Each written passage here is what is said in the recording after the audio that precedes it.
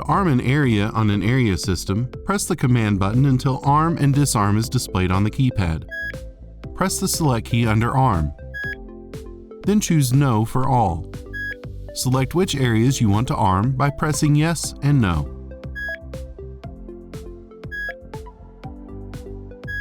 The countdown will begin, and your system will arm the areas you have chosen. To disarm, press the Command button until you see Arm and Disarm. Press the Select key under Disarm. Enter your user code. The keypad will ask if you want to disarm all. Select No. Choose which areas to disarm by selecting Yes and which areas to leave armed by selecting No. Your system is now disarmed.